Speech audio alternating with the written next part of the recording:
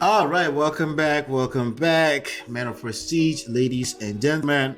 So we're about to talk about this. We're going to talk a little bit about this DJ Envy and Gia Casey. I have a video that I did earlier where I talked a little bit about it, but this time around, I also wanted to get because I actually received a comment. Let me see if I can find that comment really quickly from one of our people here. If you come here, please hit the like button, subscribe, yeah, all of that. Let me share my screen so I can show you the comment because I like to appreciate those people that are also commenting on this page. There you go, right there. Let's talk about this. There you go. All right, so I did this video. It's called Beta or Not. Gia and DJ Envy full of shit. Emasculated? What? Anyway, so please go watch that video. The algorithms is not showing a lot of love, but we're gonna keep consistent. So let's do that, right? Let's see. Speaking facts in this video, not that one. Let's see. Okay. All right, I think it was my brother Knowledge and Relationship says, so when women fake orgasms, is it because of them or because of us? All right, so I decided to go dig up this video and then actually play it and let's just no. So this video right here, let's watch it and then we'll talk about that, and then I'll also talk about the answer that I gave him in a more elaborate manner. So let's get to it. I'm Right. just no. I'm Right. not. I'm talking about your mentality overall, Just like, all around. just in life. Like he lives to make me happy, and he puts his best foot forward in that. Happy wife, happy life. So I would see him trying and really going to work, and I'm sure so many women can relate. Like you want to reward that man for that work, and the only reward that you have to offer is an orgasm. But even if I didn't feel it, I would still be performative. So yes, I was faking it. Performative. How do you stop? Right. How do you climb back out of that rabbit hole? You can't really have a conversation about it now. So I actually did it to myself. But what's more important is the fact that it had nothing to do with him. Right. He was doing everything that a man could. All right, so let's talk about it. So again, she said it. Being performative, again, it's not necessarily 100% absolute intentional. It's just sometimes where you find yourself when you really care about a person and you want to make sure they're good, right? If you know that your woman likes it when you show certain smile on your face, or you're not too stuck up in all the struggles of life, you give that smile. Does that make it performative? Does that make it fake?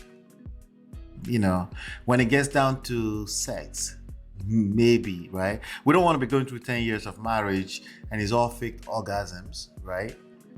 That's not what we plan for, but it's the reality of many people.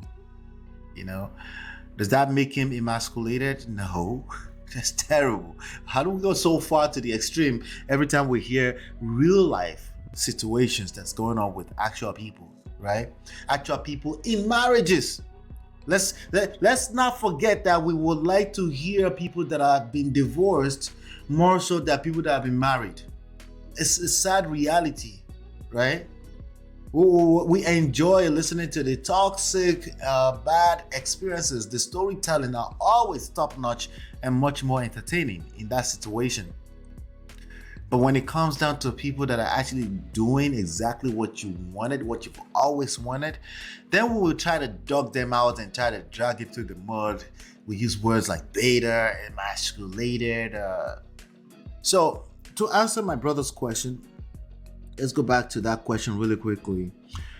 To answer his question, I said it's because of both. Is it because of the man or the woman when the woman fakes orgasm? That's asking, whose fault is it? I don't think faults are relevant. At least I make them irrelevant, okay? And these are sizable books. They're minimum 200 pages. You can download them absolutely for free by simply going to, for example, this one, you just go to getmymarriageback.com, smartrealestatewholesaling.com, realestatemoneysecrets.com. So yes, I am a 3-times author. Those books are out there for your consumption, and they are also available everywhere on Amazon, anywhere that you pick up books. So in case you prefer a physical book like that, even if they're relevant, I make them irrelevant when it comes to love and war. When it comes to romantic, emotional relationships, I make them irrelevant, because once you make it somebody's fault, right? Once you make it somebody's fault, then you're forced to judge them. You're forced to condemn them. Sometimes you'll cap and say, no, I'm just condemning the behavior. No, you're full of shit. You're condemning them. How do they feel on their end when you're condemning their behavior? Like shit or good? Empowered or better or worse? Those are questions that you're responsible to answer if you're in some kind of relationship with this person. If it's just people you don't care about, knock yourself out. But even that has repercussions. Even that has its own consequences. And that's just the reality. That's the reality, right? So, again, let me go back here. So that's why I said it's because of both. Women don't enjoy hurting our feelings. They may hurt our feelings. They don't enjoy hurting our feelings. If they are hurting our feelings and they don't enjoy hurting our feelings, that leaves you with fewer, like you're closer to the solution. Rather than saying, you hurt my feelings, and you mean that you meant to hurt my feelings, right?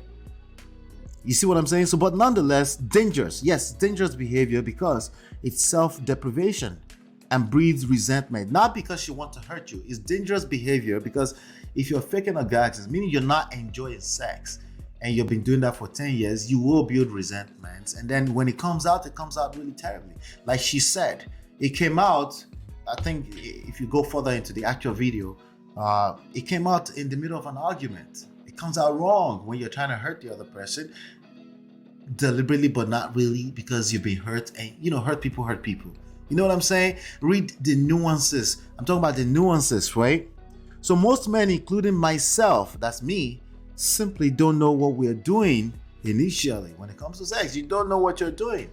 Not like you didn't know what you were doing with another woman. You may have had good experience and know what you're doing with another woman, but every woman is different. And usually because most men are terrible at listening, especially in sex, right? They're not able to satisfy. If you don't even know what you're trying to satisfy, what makes her, what gives her pleasure, what she enjoys, right? You will see a woman like Gia is not your typical woman. She's very Gia. She's very, very logical in her assessment of things. And for her to be able to exude feminine energy, that's not an easy thing to do. But she seems like she does it naturally. Not every woman is able to explain or find what makes her happy. But if you're a man that has skills, you're able to ask the right questions, verbally and non-verbal, and find what makes her happy. And then you're able to do that over and over and still be dynamic, because that can change in phases too. Right? But that's a different class entirely. But you get the point. But if you have the skills, then you're able to bring that out of her, even if she's not your Gia Casey, meaning she's very logical and all this kind of stuff that usually brings masculine, but she manages to be logical and be feminine at the same time. That is not an easy energy to exude. Right? So fault, guilt, blame, and judgment and condemnation are irrelevant in this matter. So it's neither one person's fault or the other. It's just something that you need to simply learn. All right. And again, thanks to my brother, I think it was knowledge and knowledge and relationships for stopping by. I really appreciate you for stopping by.